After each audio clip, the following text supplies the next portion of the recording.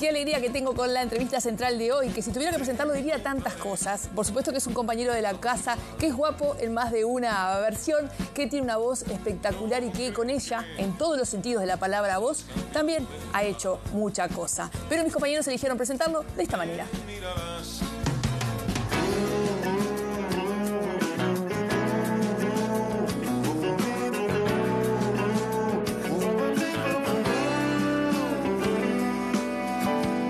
Martín Rodríguez nació en Montevideo el 5 de diciembre del 83. Se crió en La Blanqueada, donde vivió hasta su juventud. Fue al Jardín de Infantes del Club Bohemios y al Jardín número 223, a la Escuela número 13 Joaquín Mestre y a los liceos 14, 55 y El Dámaso. El barrio de su infancia posibilitaba los juegos en los fondos, las veredas y las calles, donde prevalecía el fútbol con sus amigos. A los 9 años, sus abuelos le regalaron una radio con auriculares en la que escuchaba audiciones deportivas. Sus primeras experiencias vocacionales aparecieron en la escuela con sus amigos, con los que llevaba adelante una publicación de una hoja escrita a mano y luego fotocopiada, con noticias del barrio y noticias de fútbol. En los últimos años del liceo con los amigos del Dámaso, se juntaba a relatar los partidos de Uruguay.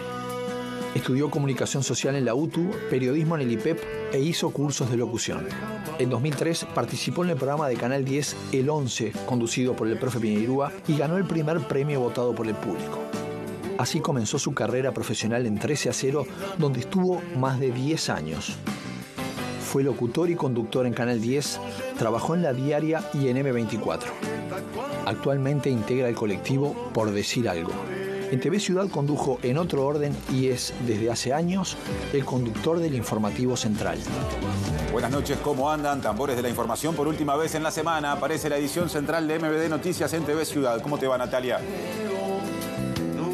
Martín, el Tincho, es el primer hijo de Fernando y Raquel, hermano de Mauricio y Federico y nieto de Ivonne, Victorio, Washington y Mirta. Fue cuando leyó el relato aquel que lo desveló. ¿Para qué llorar? Soñando un final. Martín Rodríguez, qué placer recibirte. Pero muchas gracias por la invitación, Tania, a todo el equipo, a todos los compañeros y las compañeras, y por este trabajo de investigación que me parece que contó con la colaboración de gente que accede a documentos de esos que no están al alcance de cualquier persona. Es verdad, se llaman cómplices en otros lados, Sí, eso, claro, ¿no? sí, claro. No Cómplice colaboran. y todo. Qué divino la musicalización también. Y este descubrir ese costado de la vida de la que vos no hablas mucho, ¿no? ¿De qué costado decís? De la más infancia, familiar. más allá de... uno te ve en la actualidad y hay momentos de tu vida en que has hablado de tu vida privada, pero irse tan atrás en la infancia es algo que de repente alguien que está acostumbrado a las notas como vos no se va tanto para atrás. Y puede ser, sí, no es lo que más se pregunta. Cada tanto aparece algún espacio como este donde se puede ir hacia esos lugares y es muy lindo, a mí me gusta mucho eso. Sí, sobre todo esta cuestión de descubrir o de recordar de dónde venimos, ¿no? Que explica muchas de las cosas que son. Y que vos has traído, la infancia sí, a muchas de tus entrevistas para hablar de esta llegada a la radio.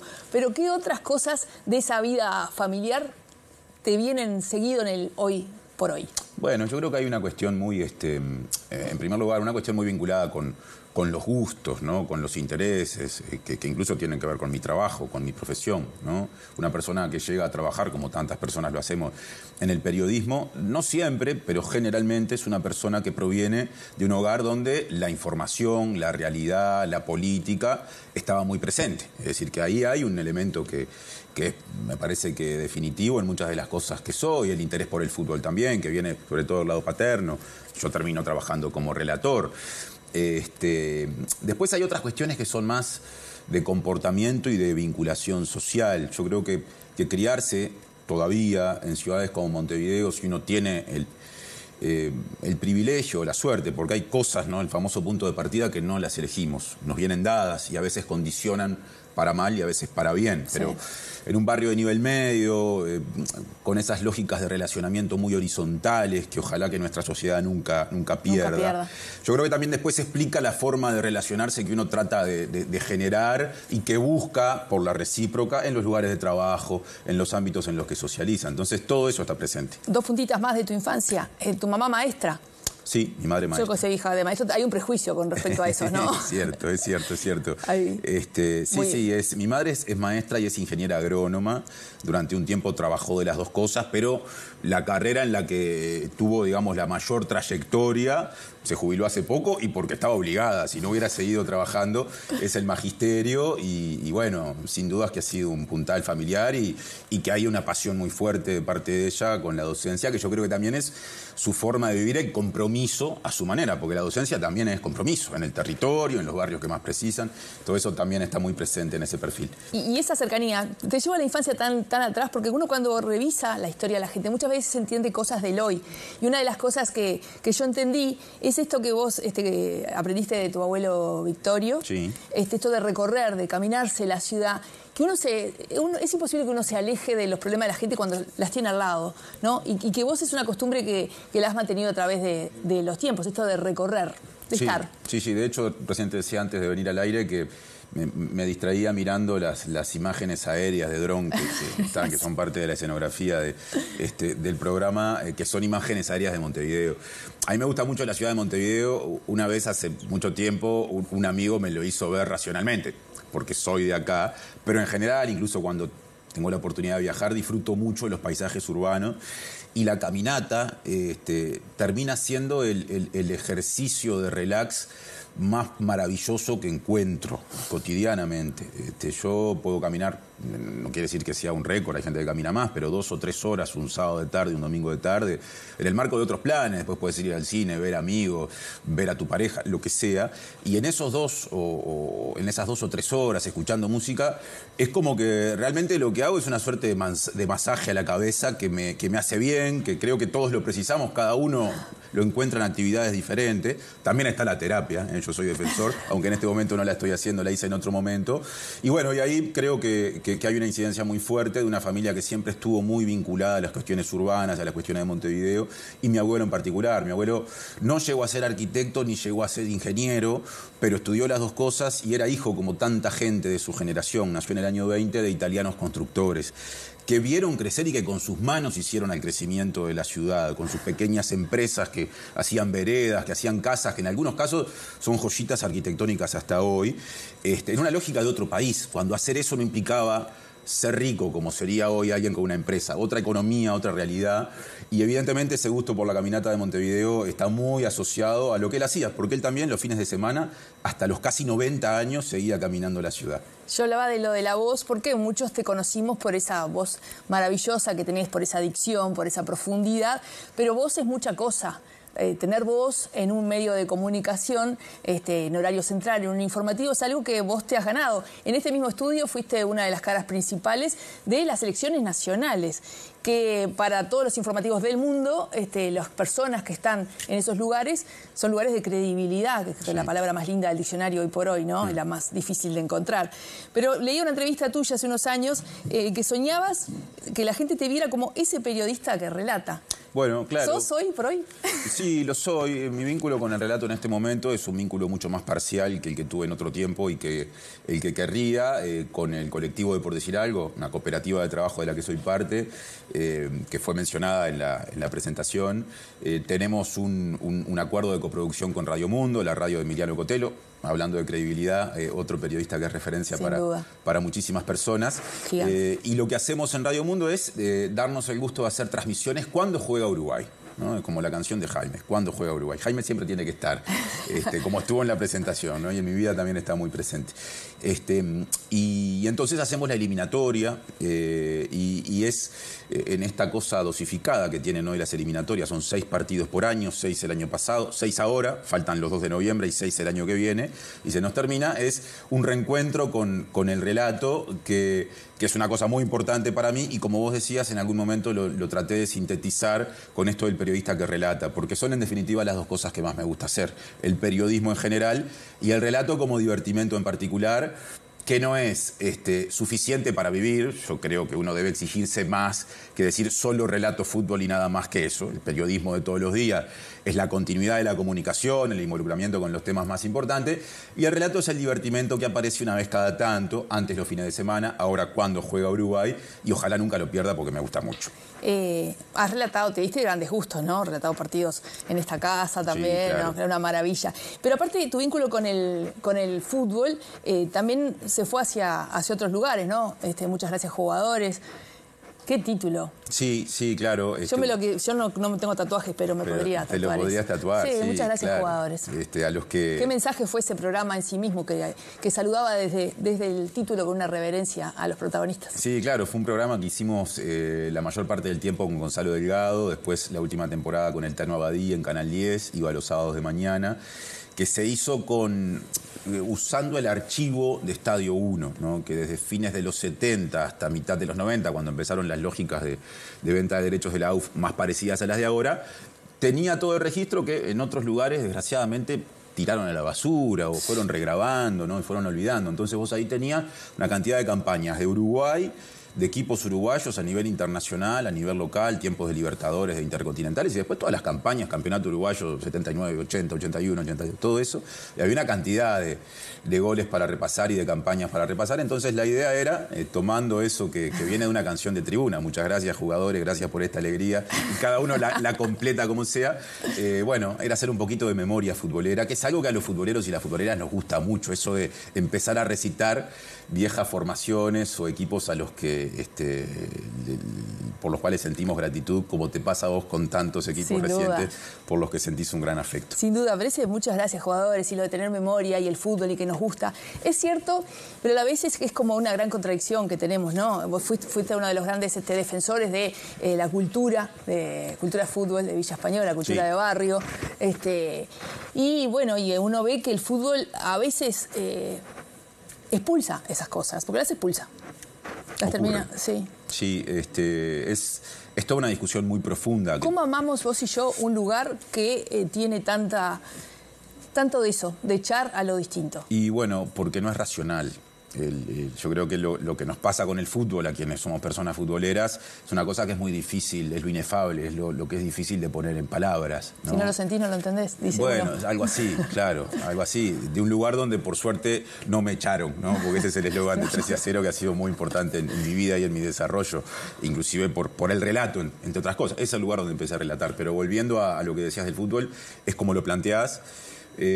Pasa que, claro, lo que siente un niño en esta sociedad donde la cultura futbolera está tan metida, cuando empieza a correr una pelota a los 5 o 6 años y más o menos a esa edad se hace hincha de un equipo y empieza a entender la lógica que implica que tu camiseta gane o pierda y a estar alegre o triste por eso, es una cosa tan fuerte que aun cuando después ese ambiente no te trate bien o sea un ambiente cortado por discursos que son expulsivos, que son conservadores, que son discriminadores, igual te la banques, ¿no? Y bueno, y ahí están después los valientes, ¿no? Como la gente que estuvo en Villa Española y que lamentablemente en una operación empresarial y política terrible tuvo que irse de ese club hace 2 años, que no solo se la bancan y se quedan, sino que dicen, además vamos a dar la pelea, que es siempre una pelea con un escarbadiente, en comparación con todo lo que te rodea en términos de hostilidad. Pero bueno, fue Villa Española un tiempo, fueron otros espacios luego, hay incluso fuera del fútbol otras cosas muy lindas que pasan en otros clubes. Yo creo que hay, por lo menos en algunos discursos que no son mayoritarios, pero que están muy presentes, una revalorización del componente social de los clubes particularmente, que hacen al deporte. El fútbol son clubes, aunque también ahora hay empresas que manejan clubes. Y bueno, yo creo que ahí está la gente que sí. La gente que sí. Gente que sí como vos. Yo estaba leyendo, viste, para esta conversación, por más que nos conocemos hace muchos años, implica buscar un poco de las cosas que has dicho a través de los años. Y hay como un volumen muy grande de entrevistas que te hicieron después del 2015, cuando vos contabas en una entrevista, creo que fue con Diego Muñoz. Sí, en 180. En 180, haces pública tu homosexualidad. Y ahí había como una visión de, bueno, esto quizás sea útil para otras personas y que quieran contar, que quieran vivir su opción, y no sucedió. El mundo del fútbol no sucedió. Y hay gente que, o sea, ni siquiera aparece el tema. Sí, es cierto que no ha habido por lo menos en términos declarativos, que yo sepa, capaz que estamos siendo injustos con alguien que no nos enteramos, pero en términos declarativos, de hablar públicamente, otro caso similar de alguien vinculado al fútbol, del periodismo, desde la dirigencia, de ser un deportista, un jugador. En política sí, dicho. en política se ha dado explícitamente, Sí, claro. más allá de que nadie, que sea necesario que alguien vaya a decirlo en una entrevista, creo que en política se han abierto esas puertas a que las personas manifiestan sus opciones sin esa... Más allá de que sabemos que puertas adentro puede suceder mucha cosa. Pero el fútbol, que estadísticamente tiene que tener, no ha tenido otra vez, después de vos, de esa valentía con respecto a vos, y creo que también al fútbol, que fue un gran aporte al fútbol, esa apertura no ha sucedido. No, bueno, y eso da la pauta de lo difícil que es, porque es como vos decís, por supuesto que hay personas de distintas orientaciones sexuales en todos los ámbitos, también en el deportivo. Pero bueno, hay una cultura, sobre todo en el fútbol masculino, no es igual en el fútbol femenino. Tenés razón, mirá. Una vez más, las mujeres, por lo menos en ese aspecto, un paso adelante. Pero en el fútbol masculino hay una cultura de construir unidad grupal y supuestos que no lo son, valores que hacen que harían que el grupo sea más fuerte ante la adversidad, que no permite la disidencia, ¿no? Porque la disidencia, es decir, no ser heterosexual, está asociada a la debilidad en ese discurso, que es un discurso que tiene la fuerza de más de un siglo y que en las décadas más recientes se ha visto reforzado por el encare violento de estas cuestiones, asociado a algo relativamente novedoso en Uruguay, como es la cultura de la barra brava, que se instala en los 80, 90, ¿no? Como una mala copia de cosas que pasan en Argentina. Hay una cantidad de cosas maravillosas en Argentina. Argentina es un país que tiene gente con una creatividad, con un compromiso, pero tendemos a copiarlo mal. Bueno, entonces la cultura de la barra hace que, como dice alguna persona, resumiendo esta idea de un modo brutal, pero claro, puto es el otro. Entonces, ser homosexual es un disvalor en esa cultura y para esas cabezas.